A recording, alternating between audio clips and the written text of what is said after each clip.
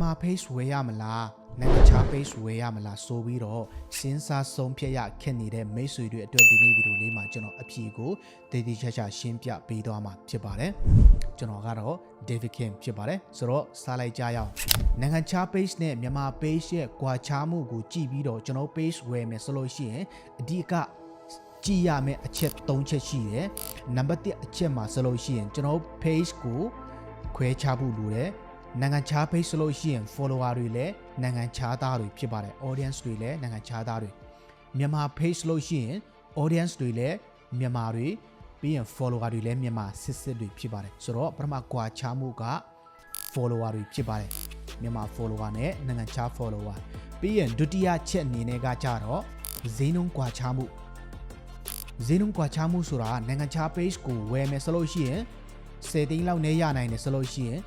မြန်မာ page ကကြတော့15သိန်းလည်းဖြစ်နိုင်တယ်30လည်းဖြစ်နိုင်တယ်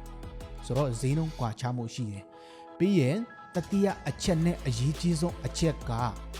ကိုက budget လည်းတတ်နိုင်တယ်ပတ်စံလည်းရှိတယ်ဆိုလို့ရှိရင်မြန်မာ page ဝယ်တာအကောင်းဆုံးဖြစ်တယ်ဒါပေမဲ့တစ်ဖက်မှာလည်းမြန်မာ page ဝယ်တာပဲဖြစ်ဖြစ်နိုင်ငံခြား page ဝယ်တာပဲဖြစ်ဖြစ်အတူတူဖြစ်နေတာတစ်ခုရှိတယ်အဲ့ဒါကကြတော့ audience တွေဖြစ်ပါတယ် audience ဆိုတဲ့နေရာမှာကျွန်တော်တို့ကမြန်မာ page ပဲဝယ်နိုင်ငံခြား page ပဲဝယ်ကျွန်တော်တို့ကဒီ page ကိုဝယ်ပြီးတော့အသုံးပြုတော့မယ်ဆိုလို့ရှိရင်အရင်ကတင်ခဲ့တဲ့သူအရင်ကအသုံးပြုခဲ့တဲ့သူကဥပမာဘောလုံးကစားသမားတယောက်ကအသုံးပြုထားတာဆိုလို့ရှိရင်သူတို့ကသူ့ရဲ့ page မှာဘောလုံးအကြောင်းတွေပဲဖြစ်လိမ့်မယ်သူ့ရဲ့ audience တွေလည်းဘောလုံးကြိုက်နေတဲ့သူတွေပဲဖြစ်မယ်ကျွန်တော်တို့က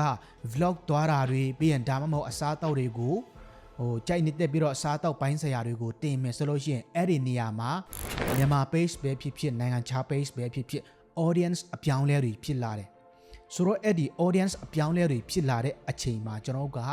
အချိန်အတိုင်းအတာတစ်ခုအထိကိုကျွန်တော်ကမဖြစ်မနေပေးဖို့လိုတယ်ဘာဖြစ်လို့လဲဆိုတော့မြန်မာ follower ပဲဖြစ်ဖြစ်နိုင်ငံခြားသား follower တွေပဲဖြစ်ဖြစ် audience အပြောင်းလဲတွေရှိလာတဲ့အခါမှာကျွန်တော်ကအချိန်အတိုင်းအတာတစ်ခုအထိကိုပေးပြီးတော့လှုပ်ထားဖို့လိုတယ်ဘာဖြစ်လို့လဲဆိုတော့ကျွန်တော်က follower ဘယ်လောက်ပဲရှိကျွန်တော်က audience အပြောင်းလဲတွေ content အပြောင်းလဲတွေရှိလာတဲ့အခါမှာ audience တွေကလည်းပြောင်းလဲတော့မှာဆိုတော့ကျွန်တော်ကအချိန်တိုက်တာတစ်ခုထိပေးပြီးတော့စ조사ပြီးတော့လှုပ်လာတယ်ဆိုလို့ရှိရင်နောက်ပိုင်းမှာမြန်မာ follower နဲ့နိုင်ငံခြား page ကွာခြားမှုက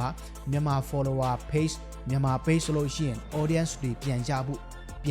အချိန်လွယ်သွားမယ်နိုင်ငံခြား page ဆိုလို့ရှိရင်နည်းနည်းတော့အချိန်ကြာကောင်းကြာနိုင်လိမ့်မယ်ဒါပေမဲ့ကိုယ့်ရဲ့ video ကိုဖန်တီးလိုက်တဲ့ video ကကောင်းနေတယ်ဆိုလို့ရှိရင်တော့ဘယ်လိုပဲဖြစ်ဖြစ်နိုင်ငံခြား page ပဲဖြစ်ဖြစ်မြန်မာ page ပဲဖြစ်ဖြစ်ကျွန်တော်တို့က